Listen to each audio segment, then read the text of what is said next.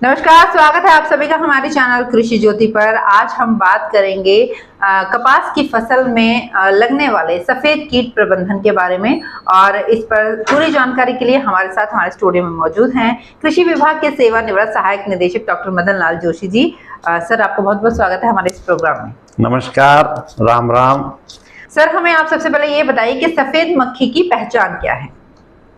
कपास और नरमा उत्तर भारत में श्री गंगानगर, राजस्थान, पंजाब, हरियाणा में कपास नरमे की खेती खरीफ सीजन में बहुत अधिक क्षेत्रफल में होती है। और इसका जो सबसे हानिकारक कीट है वो है सफ़ेद मक्खी। सफ़ेद मक्खी एक रस चूसने वाला कीट है। इसकी पहचान की जहाँ तक हमारे किसान भाइयों को हम जानकारी देंगे, ये छोटा सा कीट 2 mm यूँ कहिए जूं की तरह का कीट है। और जैसा सफ़ेद मक्खी नाम दिया है तो ये सफ़ेद रंग का ही पंख वाला होता है।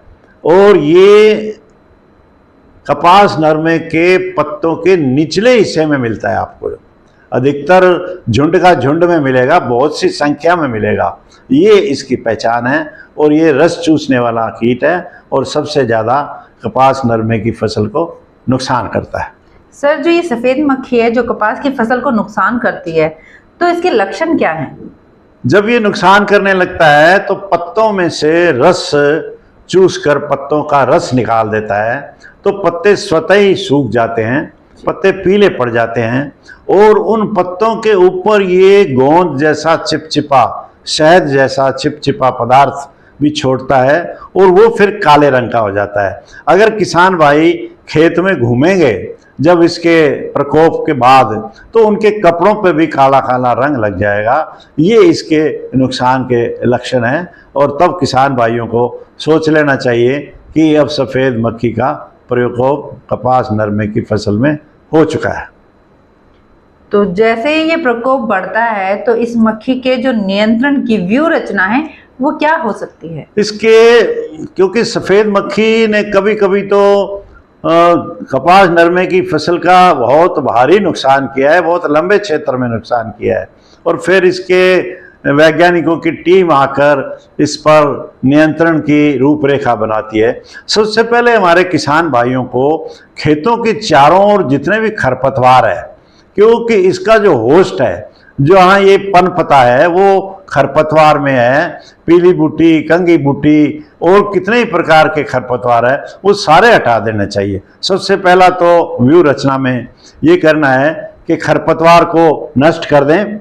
और फिर किनारे पर कपास नरमे के खेत के जो बाउंड्री है उसके ऊपर ज्वार, बाजरा, मक्का की 2-2 लाइन की भी बिजाई कर दें, ताकि ये कीट सफ़ेद मक्खी का मुख्य फसल कपास नरमा पे नहीं आए और इन 2-2 लाइन की फसलों के ऊपर ये प्रकोप कर दे। फिर तीसरी बात मैं करूँगा कि आवश्यकता से अधिक सिंचाई। अगर नमी बनी रहती है ना तो इस कीट की जनरेशन, जो इनकी जनरेशन होती है वो बढ़ती जाती है। तो आवश्यकता से अधिक सिंचाई नहीं करना चाहिए।